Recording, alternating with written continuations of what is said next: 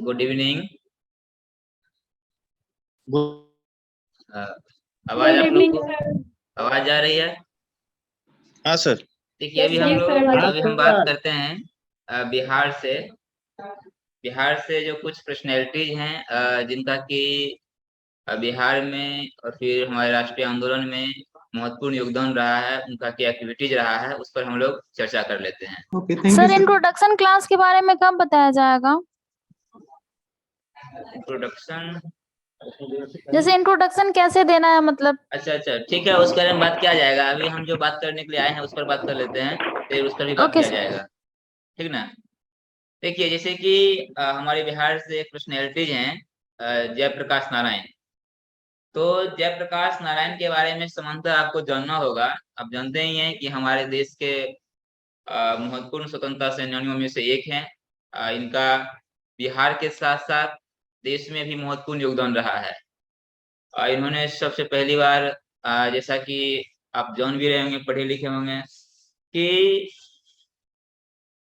जो जो समाजवादी विचारधारा है उस विचारधारा को आगे बढ़ाने में इनका बहुत ही महत्वपूर्ण योगदान रहा है। उसके बाद जो संपूर्ण क्रांति है, संपूर्ण क्रांति में आप देखे होंगे कि श्रीमती गांधी की सरकार में और जो कांग्रेस की सरकार उससे पहले थी, उस सबको मतलब उन्होंने अपोज करने का काम किया है। और मतलब कि देश में एक रेशनल मतलब डेवलपमेंट हो, उसके लेकर इन्होंने काम किया है। तो इसके बाद इनके बारे में हमको इस तरह से जानना होगा। उसके बाद इनको एक मेगन मैग्सेसे पुरस्कार से भी सम्मानित किया गया था, इस बात को आप जान लीजिए।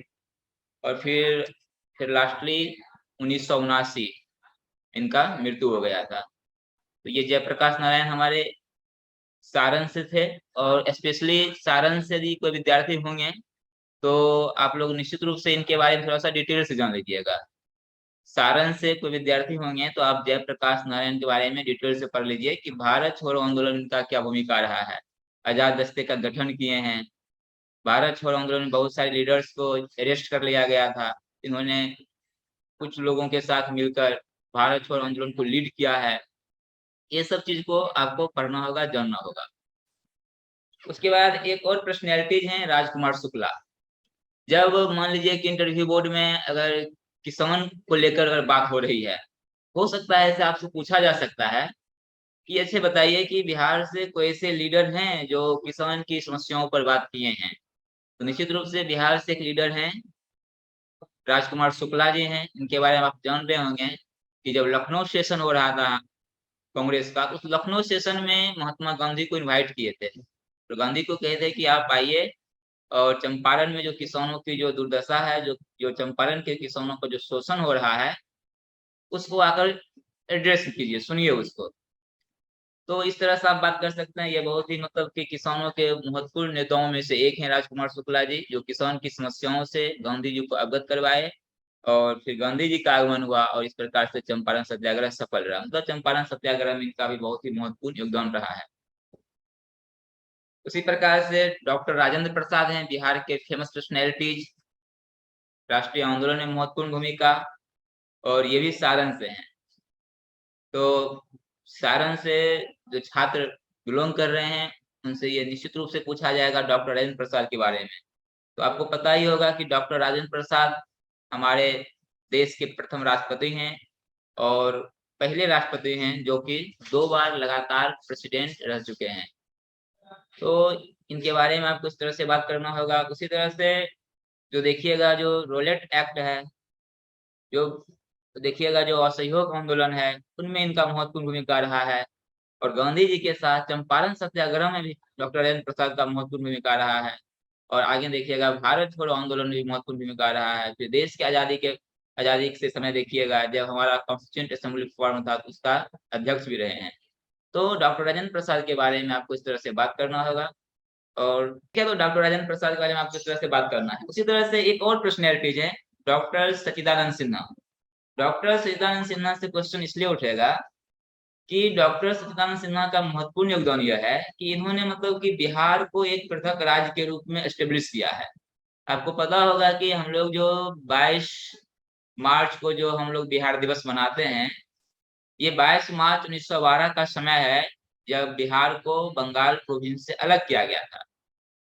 तो इनमें मतलब कि बहुत ही महत्वपूर्ण योगदान है बिहार को एक पृथक राज्य बनाने में। उसके बाद आप जैसे कि ये संविधान सभा के जब गठन हो रहा था, तो संविधान सभा के गठन के समय देखिएगा सच्चिदानंद सिन्हा को फर्स्ट टाइम अस्थायी अध्यक्ष के रूप में रखा गया था 2 दिन के लिए। उसके बाद अस्थायी अध्यक्ष के रूप में डॉक्टर राजेंद्र प्रसाद आए। तो ये हो गया। उसी प्रकार आप कह सकते हैं कि बिहार में पत्रकारिता को प्रमोट करने में डॉक्टर सच्चिदानंद सिन्हा का बहुत ही महत्वपूर्ण योगदान है। फिर 1909 का जो पार्लियामेंट्री रिफॉर्म है और 1909 के रिफॉर्म के बाद जो चुनाव होता है, उस चुनाव में देखिएगा डॉक्टर सच्चिदानंद सिन्हा केंद्रीय विधान परिषद के प्रतिनिधि निर्वाचित होते हैं। और इस तरह से देखिएगा आगे जाकर देश की आजादी के बाद डॉक्टर सच्चिदानंद सिन्हा को कई राज्य के राज्यपाल भी रहे हैं। और इस तरह से देश के स्वतंत्रता आंदोलन में और सहयोग आंदोलन में देखिएगा जो भारत छोड़ो आंदोलन है, इन सब आंदोलन में बहुत ही महत्वपूर्ण भूमिका रहा है। बिहार से तो नहीं है ये, मतलब बेसिकली यूपी से हैं, लेकिन इनका मतलब जो कार्य क्षेत्र रहा वो बिहार ही रहा है। आप जानते होंगे नाम स्वामी सहजानंद सरस्वती। स्वामी सहजानंद सरस्वती यूपी से हैं, लेकिन बिहार में इनका बहुत ही महत्वपूर्ण योगदान रहा है। स्वामी सहजानंद सरस्वती जी जब फर्स्ट टाइम जब बिहार आते हैं, तो पटना के बिहटा में एक सीताराम आश्रम करके है, सीताराम दास द्वारा एक आश्रम का निर्माण किया गया था। उस आश्रम में वहां पर उन्होंने कुछ दिन रहे और फिर उन्होंने देखा कि यहाँ पर किसानों की समस्या बहुत ही दयनीय स्थिति में। तो किसान की समस्या को सबसे पहले तो उन्होंने एड्रेस किया। और फिर आप देखिएगा कि आगे जो बिहार किसान सभा है, बिहार प्रांतीय किसान सभा है, ये सब को मतलब कि संगठित करने में, किसानों को संगठित करने में बहुत ही महत्वपूर्ण योगदान रहा है। इतना ही नहीं, आपने ऑल इंडिया किसान सभा, अखिल भारतीय किसान सभा का नाम सुना होगा। अखिल भारतीय किसान सभा का गठन करने में इनका बहुत ही महत्वपूर्ण योगदान रहा है। और किसानों की समस्याओं को कांग्रेस के मंच से, कांग्रेस के प्लेटफॉर्म से पूरे भारत को मतलब कि पूरे भारत के सामने में लाने का प्रयास किया और कांग्रेस के मैनिफेस्टो में शामिल करवाया किसान की समस्याओं को। ये सब इनका बहुत ही महत्वपूर्ण योगदान रहा है स्वामी सहजानंद सरस्वती का। जब कभी किसान पर बात होगा इंटरव्यू बोर्ड में, अगर मान लीजिए कि किसान पर किसी प्रकार की चर्चाएं हो रही है, हो सकता है कि इंटरव्यू बोर्ड आपसे स्वामी सहजानंद सरस्वती के बारे में, राजकुमार शुक्ला के बारे में आपसे बात कर सकते हैं। इन लोगों को यहाँ पर इस प्रकार से आपको ध्यान रखना। एक और हमारे फेमस पर्सनैलिटीज हैं डॉक्टर श्री कृष्ण सिंह, जिनको कि आधुनिक बिहार के निर्माता भी कहा जाता है। डॉक्टर श्री कृष्ण सिंह को आधुनिक बिहार के निर्माता भी कहा जाता है। और आजादी के बाद ये पहले बिहार के प्रथम मुख्यमंत्री हैं, आजादी के बाद बने हैं। और बहुत ही एक्टिव स्वतंत्रता सेनानी हैं। सभी न्यायिक आंदोलन में बहुत ही महत्वपूर्ण भूमिका निभाया है। मुंगेर से इन्होंने अपना लीडरशिप मतलब दिखाया था। और देखिएगा 1937 का जो कांग्रेस मंत्रिमंडल है, उसका भी इन्होंने अध्यक्षता की है। तो इस तरह से आपको डॉक्टर श्री कृष्ण सिंह के बारे में जानना होगा। उसी प्रकार से एक हैं famous personality doctor Anugrah Narayan Sinha. ये जो डॉक्टर अनुग्रह नारायण सिन्हा है, ये हमारे बिहार के पहले डिप्टी सीएम है। जैसे अभी डिप्टी सीएम जो तेजस्वी यादव है, उसी तरह से हमारे बिहार के पहले डिप्टी सीएम अनुग्रह नारायण सिन्हा थे। और ये फाइनेंस मिनिस्टर भी थे। और इनका जो योगदान रहा है, ये मतलब जो एडमिनिस्ट्रेटिव स्ट्रक्चर है, जो प्रशासनिक ढांचा है, प्रशासनिक ढांचे के विकास को लेकर, बिहार में उद्योग को विकास के लेकर इनका बहुत ही महत्वपूर्ण योगदान रहा है। उसके बाद अब देखिएगा इन्होंने जो डॉक्टर अनुग्रह नारायण सिन्हा महात्मा गांधी, डॉक्टर राजेंद्र प्रसाद के साथ चंपारण सत्याग्रह में भी महत्वपूर्ण भूमिका निभाए हैं। तो इस प्रकार से डॉक्टर अनुग्रह नारायण सिन्हा की भी भूमिका बहुत ही महत्वपूर्ण रही है। उसी प्रकार से एक पर्सनैलिटी और हैं, वह है कर्पूरी ठाकुर। कर्पूरी ठाकुर देखिए, अब हम बात करते हैं कर्पूरी ठाकुर को लेकर। कर्पूरी ठाकुर पर बात करना इसलिए जरूरी है कि आप जानते होंगे कि ये जो हैं भारतीय समाजवादी आंदोलन के अग्रणी नेताओं में से एक हैं। भारत में समाजवाद को प्रमोट करने में इनका बहुत ही महत्वपूर्ण भूमिका है। और भारत छोड़ो आंदोलन के समय ये इतने एक्टिव थे कि अंग्रेजी ने इन्हें मतलब कि 2 साल से भी अधिक समय तक जेल में मतलब बंद करके रखा है। और आप देखिएगा कि जो पिछड़ी जातियों को जो 27% आरक्षण दिया गया है मंडल कमीशन के रिपोर्ट के बेसिस पर, इस आरक्षण को लाने में इन्होंने अग्रिम मतलब भूमिका निभाया है, अप्रतिम भूमिका निभाया है। ये कर्पूरी ठाकुर हैं, जो कि मतलब पिछड़ी जातियों को एक आवाज दिए हैं, एक भारत के पॉलिटिकल स्पेस में एक जगह दिया है, पॉलिटिकल स्पेस में, एक सोशल स्पेस में एक जगह दिया है कर्पूरी ठाकुर ने। इसी प्रकार से फिर कैसे हो जाता, आप लोग क्यों मतलब शोरगुल कर रहे हैं? हम लास्ट में आप लोगों को टाइम देंगे, आप लोगों को जो सब क्वेश्चंस करना होगा तो सारे क्वेश्चंस कर लीजिएगा, ठीक है? अभी आप सुनने का प्रयास कीजिए, बाद में आपको जो क्वेश्चंस करना होगा कीजिएगा। उसके बाद हम एक बात कर लेते हैं, एक पर्सनैलिटीज है जगजीवन राम। जगजीवन राम देखिएगा कि भारत के प्रथम दलित उप प्रधानमंत्री हैं, और दलित चेतना को आगे बढ़ाने में, दलित समाज को आगे बढ़ाने में, दलित समाज को आवाज देने में इनकी बहुत ही महत्वपूर्ण भूमिका रही है। देखिए, जब कभी भी इंटरव्यू बोर्ड में दलित से संबंधित, SC/ST संबंधित किसी भी प्रकार का चर्चा होगा तो मुझे लगता है कि वहां पर निश्चित रूप से जगजीवन राम पर बात किया जाएगा। तो आप लोग थोड़ा कंसस होकर इनको समझिएगा कि राजनेता है, और 1937 का जो बिहार के जो प्रथम कांग्रेस मंत्रिमंडल है उसमें इन्होंने पहली बार शामिल हुए थे। और जवाहरलाल नेहरू के समय देखिएगा कि इनको श्रम मंत्री के पद पर, जो अंतरिम सरकार है उसमें पर श्रम मंत्री के पद पर ये मतलब कि काम किए थे। और भारत के स्वतंत्रता संघर्ष के दौरान देखिएगा जो सविनय अवज्ञा आंदोलन है, जो भारत छोड़ो आंदोलन है, उनमें भी इनका बहुत ही महत्वपूर्ण योगदान रहा है। इस तरह से हम बात करेंगे और इस तरह से फिर हम लोग आगे बढ़ेंगे। अब देखिए, एक है कुंवर सिंह है, अमर सिंह है। 1857 की यदि विद्रोह की बात हो रहा है, या कोई व्यक्ति आरा साइड से आ रहे हैं, तो निश्चित रूप से या हमने बहुत सारे स्टूडेंट्स को देखा है कि जो कि मतलब कि वीर कुंवर सिंह विश्वविद्यालय से ग्रेजुएट हैं, तो उन लोगों से कुंवर सिंह के बारे में, अमर सिंह के बारे में निश्चित रूप से पूछा जाएगा। इसलिए कुंवर सिंह और अमर सिंह को आप लोग जानिए। कुंवर सिंह जो हैं जगदीशपुर के बहुत बड़े जमींदार हैं, और 1857 की क्रांति में, जिसे आप भारत के प्रथम स्वतंत्रता की क्रांति कह सकते हैं, इसमें इनका बहुत ही महत्वपूर्ण भूमिका रहा है। ब्रिटिश को एक लंबे समय तक प्रतिरोध किया है, बिहार से लेकर यूपी तक ब्रिटिश का प्रतिरोध किया गया है इनके द्वारा। और इस प्रकार से देखिएगा कि, और अंततः देखिएगा कि 26 अप्रैल 1858 को ब्रिटिश से लड़ते हुए यह वीरगति को प्राप्त हुए हैं। लेकिन कुंवर सिंह के जाने के बाद भी लड़ाई खत्म नहीं हुआ। उनका भाई जो है अमर सिंह, वह लड़ाई को पुनः कंटिन्यू रखा, और अमर सिंह भी आगे लड़ाई को कंटिन्यू रखा। और देखिएगा कि इसी अमर सिंह की लड़ाई के दौरान ही जगदीशपुर में एक समांतर भारतीय सरकार का गठन किया जाएगा। इसका मतलब इन्होंने ब्रिटिश को कड़ी चुनौती दी और अपना सरकार बना लिया, समांतर भारतीय सरकार बनाया। और इन समांतर भारतीय सरकार का जो प्रमुख हुआ, जो हेड हुआ, उसे हरिकिशन सिंह थे।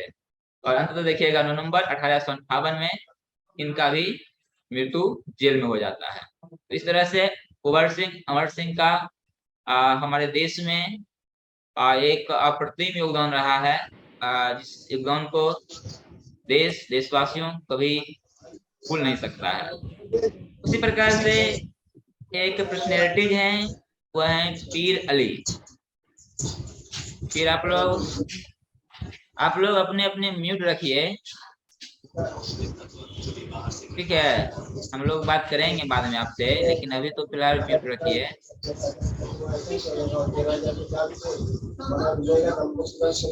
अच्छा, 1 मिनट, ठीक है। हम जो बता रहे हैं आप लोग नोट कर रहे हैं ना? नोट देखिए, पूरे सेंटेंस में करने की जरूरत नहीं है, एक मतलब जो वर्ड जो मेन बता रहे हैं उसको नोट कर लीजिए, ताकि मतलब जल्दी नोट हो जाएगा। और आप सेंटेंस तो बना ही लीजिएगा, पहले से आपको बहुत चीज पता होगा। अब देखिए, एक है पीर अली हैं, ये पटना सिटी से हैं, पटना से हैं, और एक पुस्तक विक्रेता है। इनका भी देखिएगा कि 1857 की क्रांति में बहुत बड़ी योगदान रहा है। 1857 की क्रांति में पीर अली ने अंग्रेज की बड़े स्तर पर मतलब शिरकत किया है, बड़े स्तर पर चुनौती दिया है। अब देखिएगा कि अंतिम में देखिएगा अंग्रेज इनसे इतना डर गए कि 7 जुलाई 1857 को 20 सड़क को इनको फांसी दे दिया गया है। अंग्रेज इनसे इतना डरे हुए थे कि 7 जुलाई 1857 को इनको बीच सड़क पर फांसी दे दिया गया। उसके बाद अब हम बात कर लेते हैं, एक हमारे हैं, एक है अली इमाम करके हैं और एक है हसन इमाम। ये दो सर डेट क्या बताएं पर्सनैलिटीज हैं। सर? डेट क्या बताएं, फिर से रिपीट कर दीजिए प्लीज। अच्छा, पीर अली का जो फांसी दिया गया है वो 7 जुलाई 1857 को, ठीक है, 7 जुलाई 1857 को। तो 57 है।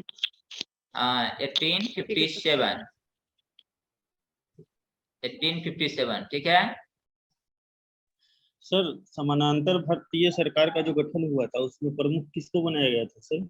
हरिकिशन सिंह। जो हरिकिशन सिंह। समांतर भारतीय सरकार का जो गठन हो रहा है अमर सिंह के समय, उसके प्रमुख हैं हरकिशन सिंह हैं। Thank you sir. ठीक ना। और आप लोग थोड़ा सा म्यूट रखिए, हम आगे बढ़ रहे हैं। हम दो पर्सनैलिटीज पर बात कर रहे हैं, एक है अली इमाम है और एक है हसन इमाम है। जो अली इमाम है, ये देखिएगा कि पहले हम लोग हसन इमाम पर बात कर लेते हैं कि हसन इमाम जो है ये कलकत्ता हाईकोर्ट के प्रथम बिहारी जज के रूप में नियुक्त किया गया। मतलब बिहार से प्रथम जज हैं जो कलकत्ता हाईकोर्ट में नियुक्त हुआ है। और देखिएगा 1921 में इन्हें बिहार उड़ीसा विधान परिषद का सदस्य मनोनीत किया गया है। बिहार उड़ीसा शब्द का प्रयोग क्यों कर रहे हैं? क्योंकि आपको पता है 1912 में बंगाल से बिहार अलग हो चुका है और उड़ीसा इंक्लूडिंग हमारे साथ है, 1936 तक रहेगा।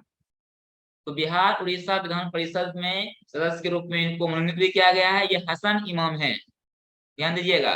और हसन इमाम कलकत्ता हाईकोर्ट के जज भी रह चुके हैं। और एक चीज और ध्यान दीजिएगा, जो फर्स्ट वर्ल्ड वॉर के बाद जो राष्ट्र संघ की स्थापना हुआ था, इस राष्ट्र संघ की मतलब जो है भारतीय, इस राष्ट्र संघ में भारतीय शिष्टमंडल के रूप में भी शामिल हुए हैं 1921 में। हसन इमाम राष्ट्र संघ में भारतीय शिष्टमंडल के रूप में भी शामिल हुए हैं। बिहार उड़ीसा जो विधान परिषद है उसमें सदस्य भी मनोनीत हुए हैं और कलकत्ता हाईकोर्ट भी जज भी रहे हैं। और दूसरी बात और ध्यान दीजिएगा कि जो होम रूल आंदोलन है, जो सविनय अवज्ञा आंदोलन है और जो बिहार के पृथक्करण के लेकर जो एक मूवमेंट चला था, इन सारे चीजों में ये बहुत ही एक्टिव रहे हैं और महत्वपूर्ण भूमिका निभाए हैं। और हसन इमाम के एक भाई हैं जिनका नाम है अली इमाम। ये अली इमाम का जो अली इमाम है, ये अली इमाम का जो रोल है, ये अली इमाम का रोल ये है कि भारतीय राष्ट्रीय आंदोलन में तो सक्रिय भूमिका रहा ही, खासीकर जो बिहार उड़ीसा जो बंगाल से अलग किया गया है, ये एक पृथक बिहार मतलब जो एक प्रोविंस बनाना था, इसमें भी इन्होंने बहुत ही महत्वपूर्ण भूमिका निभाए हैं। और देखिएगा जो गवर्नर जनरल की जो कार्यकारी परिषद हुआ करता था उसमें 1910 में इन्हें मनोनीत किया गया है और 1917 में अली इमाम भी पटना हाईकोर्ट के जज के रूप में नियुक्त होते हैं। इस बात से हमको इस तरीके से क्या करना है, हमको आगे बढ़ना है। इसके बाद हम बात कर लेते हैं, एक पर्सनैलिटीज है, वह है जैसे कि दशरथ मांझी। दशरथ मांझी के बारे में आप लोग जानते भी होंगे कुछ। इसमें विशेष यही कहेंगे कि अगर दशरथ आपसे ऐसा पूछा जाएगा कि आप दशरथ मांझी से क्या सीखे हैं, तो आप कह सकते हैं कि सर हमने दशरथ मांझी से सीखा है कि हम किसी भी कार्य को जब तक नहीं कर लेते हैं तब तक हम उस कार्य को कंटिन्यू रखेंगे और हमें उम्मीद है कि कार्य जब हम कंटिन्यू रखेंगे तो वह कार्य संपन्न होगी और हमें सफलता मिलेगी। ये सीखिएगा। दशरथ मांझी पर एक फिल्म बना है जिनके दशरथ मांझी के रोल में आप देखते हैं नवाजुद्दीन सिद्दीकी जी हैं और एक जो उनकी जो पत्नी थी जो फगुनिया, उसके रोल में किरदार में है राधिका आप्टे हैं। इसको ध्यान रखना है, हो सकता है आपसे पूछा जाए। हो सकता है कि यदि फिल्म पर बात कर लिया जाएगा तो थोड़ा सा ध्यान रखिएगा कि जो दशरथ मांझी जो फिल्म बना है mountain man, the mountain man, उस फिल्म को किसने डायरेक्टेड किया है, उसका प्रोड्यूसर्स कौन है, ये सब थोड़ा सा आप देख लीजिएगा। उसके बाद हम बात करते हैं एक पर्सनैलिटी है भोला पासवान शास्त्री। भोला पासवान शास्त्री बिहार के पहले दलित मुख्यमंत्री हैं और ये बिहार में 3 बार मुख्यमंत्री रहे हैं, लेकिन कम समय के लिए रहे हैं, अल्प समय के लिए रहे हैं। और इन्होंने राष्ट्र संदेश नाम से एक पत्रिका को भी लॉन्च किया था। ये पत्रिका साप्ताहिक पत्रिका है और भोला जो पासवान शास्त्री हैं निश्चित रूप से बिहार के जो दलित आवाज है उस आवाज को उन्होंने आगे बढ़ाया है। दलित की जो समस्या है उस समस्या को सुना है।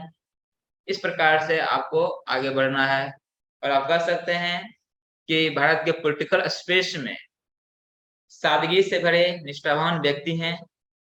इन्हें राजनीति का संत भी कहा जाता है। इतने मतलब अच्छे व्यक्ति थे भोला पासवान शास्त्री के, राजनीति का संत कहा जाता है।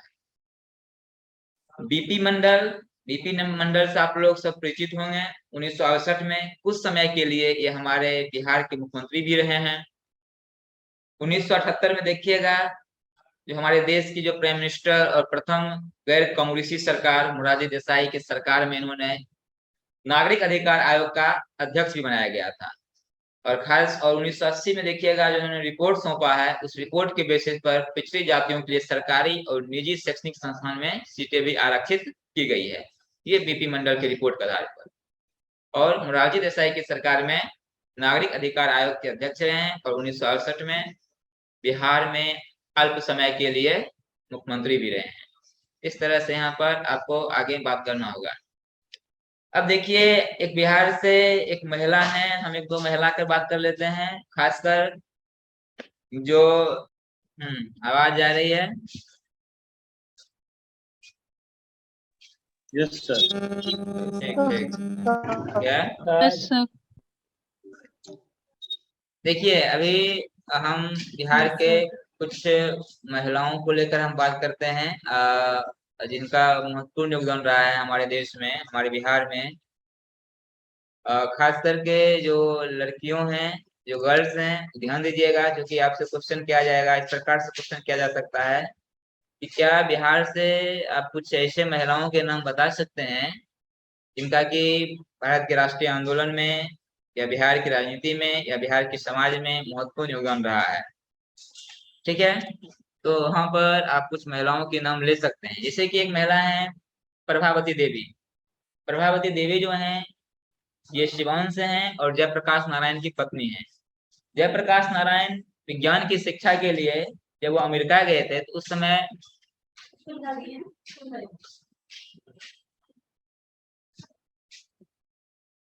आवाज आ रहा है।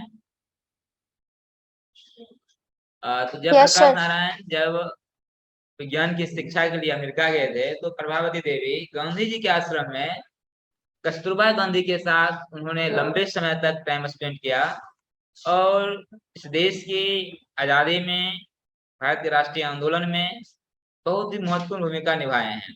कस्तूरबा गांधी के साथ साथ कमला नेहरू के साथ इनका बहुत अच्छा संबंध रहा है। और इस तरीके से प्रभावती देवी को आप एग्जाम्पल कर सकते हैं, कोट कर सकते हैं, जो कि हमारे बिहार से हैं। इसी तरह से बिहार से एक और महिला है जो कि जैसे आपने नाम सुना होगा विंध्यवासिनी देवी करके। विंध्यवासिनी देवी को बिहार कोकिला के नाम से भी जाना जाता है। इन्हें पद्म श्री सम्मान से भी सम्मानित किया गया है और बिहार में लोकगीत को एक नई ऊंचाइयां प्रदान की है।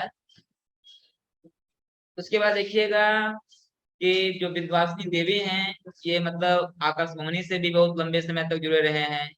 एक विंध्य कला मंदिर का स्थापना किए थे। ये विंध्य कला मंदिर क्या है? तो विंध्य कला मंदिर का उद्देश्य था लड़कियों को शिक्षा देना, लड़कियों को संगीत के क्षेत्र में प्रमोट करना। इस चीज को आप ध्यान रखिएगा। विंध्यवासिनी देवी नाम है और इसके नाम से ही एक मंदिर बना है विंध्य कला मंदिर। ये कला मंदिर है, यहाँ पर क्या है लड़कियों को शिक्षा देने का कार्य हो रहा है, लड़कियों को संगीत की शिक्षा दी जा रही है। इस प्रकार से आपको आगे बात करना है और इनके द्वारा कुछ बुक वगैरह भी लिखा गया जैसे कि लोक संगीत सागर है, सोहर प्रकरण है, बृहद कोश, इस प्रकार के कुछ उन्होंने बुक्स को भी लिखा है।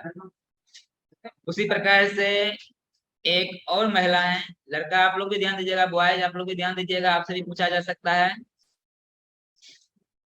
एक है शारदा सिन्हा है। शारदा सिन्हा को भी बिहार के एक प्रसिद्ध लोक गायिका, और जैसे कि छठ पूजा हो गया, जो शादी विवाह का गीत है, इसमें इनका स्पेशलाइजेशन है। इसी प्रकार से देखिएगा, शारदा सिन्हा भोजपुरी हिंदी फिल्मों के बहुत सारे मतलब उन्होंने गीत को लिखा है, गीत को मतलब सॉन्ग किया है, भोजपुरी फिल्म में, हिंदी फिल्मों में गीत को गाया है।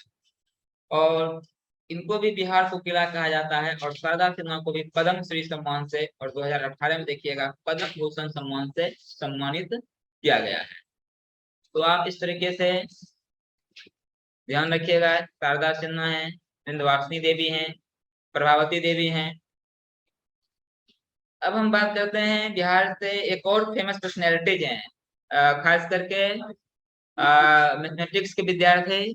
आपसे क्वेश्चन किया जा सकता है कि बिहार से आप कुछ मैथमेटिशियन का नाम बता सकते हैं? तो आपके सामने जैसे कि आर्यभट्ट हैं, वशिष्ठ नारायण सिंह हैं, अभी आधुनिक समय में गणितज्ञ आनंद कुमार हैं, आप इन लोगों का नाम ले सकते हैं।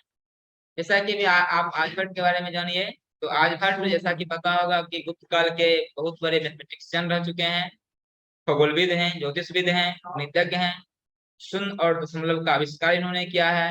इसी तरह से देखिएगा, इनका कुछ बुक है आर्यभट्ट का, जैसे कि 10 गीतिका, आर्यभट्टीय, ये सब इन्होंने बुक को लिखा है। हम एक और मैथमेटिशियन से बात कर लेते हैं, जैसे कि एक है वशिष्ठ नारायण सिंह। वशिष्ठ नारायण सिंह का जो जन्म है भोजपुर जगदीशपुर में हो रहा है। खासकर आरा से जो लोग आ रहे हैं, तो निश्चित रूप से आप कुंवर सिंह, अमर सिंह, वशिष्ठ नारायण सिंह को जानिए, आपसे पूछा जा सकता है। वशिष्ठ नारायण सिंह भी बहुत बड़े गणितज्ञ हैं। इन्होंने तो जो एक प्रसिद्ध वैज्ञानिक है आइंस्टीन के सापेक्षता सिद्धांत को चैलेंज किया था। उसके बाद देखिएगा कि 2020 में भारत सरकार द्वारा मरणोपरांत विज्ञान और इंजीनियरिंग के क्षेत्र में जो इन्होंने कार्य किया है, उस कार्य को करने के लिए पद्म श्री सम्मान से भी सम्मानित इन्हें किया गया है। इसी तरह से एक और गणितज्ञ हैं आनंद कुमार। आनंद कुमार को आप सभी जानते ही होंगे, जो कि सुपर 30 के संस्थापक हैं, और बिहार में जो गरीब, जो प्रतिभाशाली जो छात्र हैं, उनको आईटी के क्षेत्र में प्रमोट करने के लिए ये प्रसिद्ध रहे हैं। आनंद कुमार के ऊपर भी एक डॉक्यूमेंट्री फिल्म बनाई गई थी, एक फिल्म भी बना है, जिनमें आनंद कुमार का रोल ऋतिक रोशन कर रहे हैं। यहाँ पर देख लीजिएगा कि ये जो फिल्म बना है, जिसमें ऋतिक रोशन रोल कर रहे हैं, सुपर 30, इसका डायरेक्टर कौन है, प्रोड्यूसर कौन है, ये सब थोड़ा सा आप देख लीजिएगा। तो इस प्रकार से हमारे बिहार से 3 मैथमेटिशियन हैं, आर्यभट्ट हैं, डॉक्टर वशिष्ठ नारायण सिंह हैं, आनंद कुमार हैं। मैथमेटिक्स के विद्यार्थी से हो सकता है आपसे पूछा जाएगा, तो आप यहाँ पर इस तरीके से बात कर सकते हैं। अब हम बात करते हैं एक और पर्सनैलिटीज हैं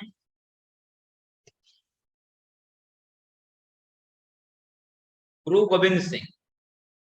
गुरु गोविंद सिंह, जैसा कि आप जान रहे होंगे कि गुरु गोविंद सिंह भी पटना से हैं, पटना साहिब से हैं, और सिख संप्रदाय, सिख धर्मों को प्रमोट करने में, सिख धर्मों को विकसित करने में इनका बहुत ही महत्वपूर्ण योगदान रहा है। सिख के 10वें और अंतिम गुरु हैं, और इनके बाद जो गुरु परंपरा है वह समाप्त हो गया था, और खालसा पंथ की इन्होंने शुरुआत किया था, और गुरु परंपरा को समाप्त करके गुरु ग्रंथ साहब को ही सिख गुरु मानने की परंपरा की शुरुआत की गई थी। इनके द्वारा जो कुछ जो कंटेंट आप जैसे कि जानते होंगे, पंचकाकर, केश कंघा, ये सब जो है, इसको थोड़ा सा देख लीजिएगा। और इसके बाद हम एक आगे बात करते हैं, एक है हमारे मौलाना मजहरूल हक। ये भी बिहार से हैं, और बिहार के बहुत ही फेमस पर्सनैलिटीज हैं। अब देखिएगा कि जो मौलाना मजहरूल हक जो है, जो इंग्लैंड जाकर वकालत की शिक्षा लिए हैं, और पटना में जो आप देख रहे होंगे अंजुमन इस्लामिया हॉल है, उसका गठन किए हैं। आगे देखिएगा कि नगर पालिका के उपाध्यक्ष के पद पर भी कार्य इन्होंने किया है। ऑल इंडिया मुस्लिम लीग का जब गठन हो रहा है, तो उस समय भी इनका बहुत ही महत्वपूर्ण योगदान रहा है, मौलाना मजहरूल हक का। और इससे पहले जो आपको हमने बताया था, जो हसन इमाम है, जो कि कलकत्ता हाई कोर्ट के जज भी रह चुके हैं, 1921 में जो बिहार उड़ीसा जो विधान परिषद है उसका सदस्य भी रह चुके हैं, उनके साथ भी मिलकर मौलाना मजहरूल हक ने देश के जो राष्ट्रीय आंदोलन है उसमें मतलब कि बहुत सारे कार्यों को संपन्न किया है। उसके बाद आगे देखिएगा जो बिहार विद्यापीठ है उसकी स्थापना किए हैं, सदाकत आश्रम की स्थापना किए हैं। जो देखिएगा बाद में जब डॉक्टर राजेंद्र प्रसाद जब राष्ट्रपति पद से जब मतलब वहां से जब उनका जब पद से जो हटते हैं, सदाकत आश्रम में कुछ समय उन्होंने रहा है। तो ये सब हुआ है। और देखिएगा जो 1909 का जो मार्ले मिंटो सुधार है, उस मार्ले मिंटो सुधार के बाद देखिएगा जो मुसलमान के लिए जो सीटें आरक्षित की गई थी, उस सीटें पर केंद्रीय विधान परिषद के सदस्य के रूप में भी इन्हें चुना गया था। तो इस प्रकार से मौलाना मजहरूल हक का बहुत ही महत्वपूर्ण योगदान रहा है बिहार में, देश में। इसको आपको ध्यान रखना है। अब देखिए एक है हमारे जगदम्बा देवी। जगदम्बा देवी खास करके लड़कियां, आप ध्यान रखेंगे इसको। आपसे जब पूछा जाएगा कुछ महिलाएं का नाम, आप जगदम्बा देवी का नाम लीजिए, विंध्यवासिनी देवी का नाम लीजिए, प्रभावती देवी का नाम लीजिए। जो जगदम्बा देवी हैं ये लोक चित्रकला के स्पेशलिस्ट हैं और ये मधुबनी जिले से हैं और मधुबनी प्रिंटिंग में भी इनका स्पेशलाइजेशन है। इस बात को ध्यान रखिएगा। और देखिएगा कि जो जगदम्बा देवी की चित्रों की जो पहली प्रदर्शनी है, जो पहला इनका जो चित्र जो प्रदर्शन किया गया है, ये 10 जनपद नई दिल्ली में आयोजित किया गया था। और 1970 में लोक चित्रकला के लिए हस्तशिल्प का राष्ट्रीय पुरस्कार भी इन्हें दिया गया था। और इस प्रकार से देखिएगा 1984 में इनका देहांत हो जाता है। उसी प्रकार से एक महिला है हमारे बिहार से, वो है महासुंदरी देवी। रही है? Yes sir. ठीक ठीक ठीक। देखिए महासुंदरी देवी हैं, ये भी क्या है, ये भी मतलब कि लोक कला में, मिथिला प्रिंटिंग में इनका भी स्पेशलाइजेशन है। बहुत बड़े कलाकार हैं। आप कभी मधुबनी अगर स्टेशन पर गए होंगे तो देखे होंगे कि मधुबनी स्टेशन की दीवारों पर जो मधुबनी प्रिंटिंग्स का जो चित्र बना हुआ है, ये इनके द्वारा ही बनाया गया है, ये अपने हाथों से बनाए हैं। और एक जो रेल है, एक जो ट्रेन है, इसका नाम है जनता एक्सप्रेस करके है। उस जनता एक्सप्रेस के डिब्बों पर, और दिल्ली में देखिएगा कि जो राज्यसभा परिसर है, उस राज्यसभा परिसर में बहुत सारे जो चित्र को बनाया गया है वो इन्हीं के द्वारा बनाया गया है, महासुंदरी देवी के द्वारा। तो महासुंदरी देवी के बारे